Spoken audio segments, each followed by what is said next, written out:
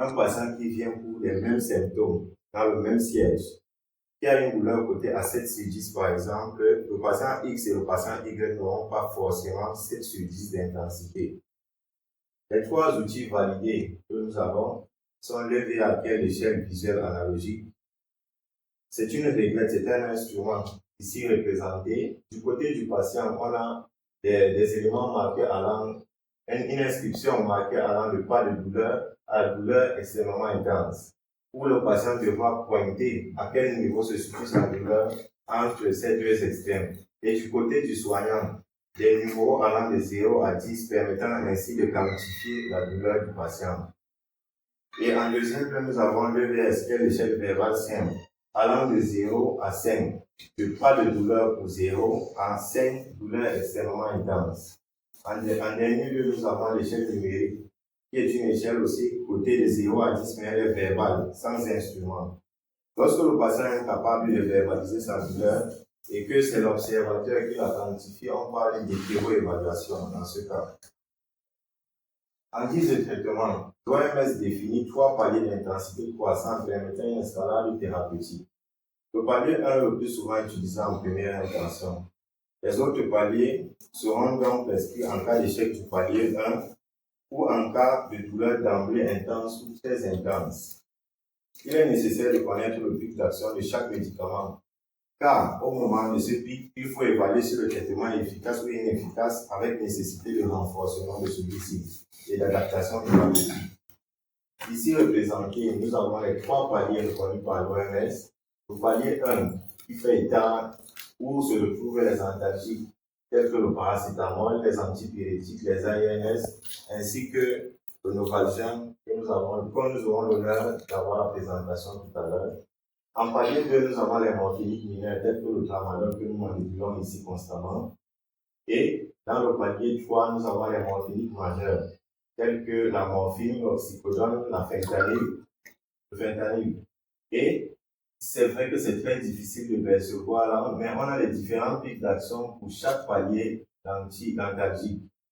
Là, par exemple, pour le paracétamol, on a des pics qui atteignent les 60 minutes, les pics d'action et les durées d'action du médicament. Je pense qu'en ayant le fichier, vous allez mieux visualiser. Sur ce tableau, nous pouvons apprécier l'escalade thérapeutique des différents paliers d'antalgique en fonction de la douleur nociceptive. Je tiens à préciser.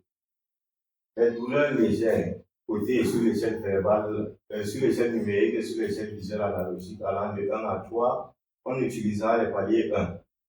Pour des douleurs modérées, cotées de 3 à 5, on utilisera les paliers 2 ou 1. Fonction de la réponse thérapeutique. Comme on a dit, on commence toujours par les paliers 1. Si échec du palier 1, on passera au palier 2 pour les douleurs cotées de 3 à 5. Pour les douleurs intenses cotées de 5 à 7, on utilisera d'emblée les paliers 2 ou des paliers 3 en cas d'échec du palier 2. Et pour les douleurs très intenses cotées de plus de 7, on utilisera des paliers 3 IV ou subcutanés tels que le tramadol.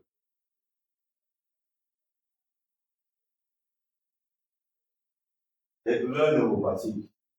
Toujours dans le traitement, on a 2 grandes classes de médicaments qui agiront sur 2 types de douleurs neuropathiques.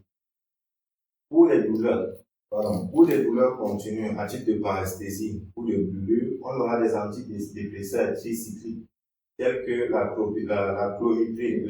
chlomipramine et la naphtamine. Et pour les douleurs fulgurantes à titre de décharge électrique, on aura des antiépileptiques tels que le clonazepam et la gabapentine.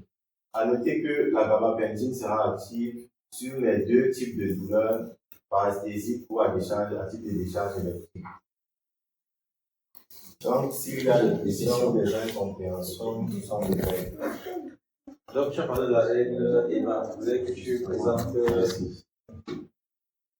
Et ici, ce que notre cher collègue, notre cher partenaire de Sanofi nous a présenté, nous permet aussi de faire une cotation, même chez les enfants, avec les différentes images que l'enfant pourra représenter, ou alors le parent même pourra représenter à quel est le faciès de la personne. Et on a parlé d'hétéroévaluation, c'est-à-dire lorsque l'observateur lui-même juge de la douleur du patient, lorsque le patient est incapable de juger de sa douleur. En cas d'hétéroévaluation, on pourra nous-mêmes apprécier quel est le faciès du patient comparativement à ce qu'on a sous cette règle.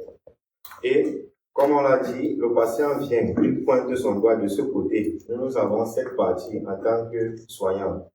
Une fois qu'il pointe son doigt d'un côté, on a de l'autre côté la cotation de sa douleur. Donc, on pourra faire passer la règle pour que chacun puisse apprécier.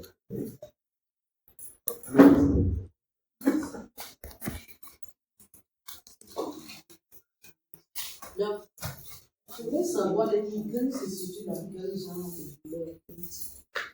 Les migraines, c'est un type de douleur. Moi, comme on parle souvent des céphalées. Dans les céphalées, il y a des migraines, il y a des céphalées. Quand on parle de maux de tête. Les migraines, c'est généralement des maux de tête qui ont une localisation précise au niveau de la tête. Soit c'est la partie pariétale, frontale ou autre, c'est une région de la boîte crânienne. Tandis que les céphalées touchent toute la tête. Et c'est justement la prise en charge des migraines va un peu différer de la prise en charge des céphalées.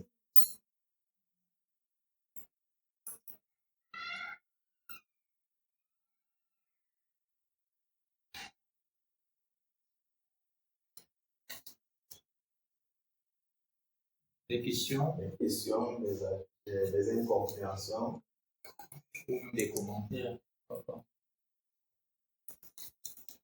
Des ajouts. Je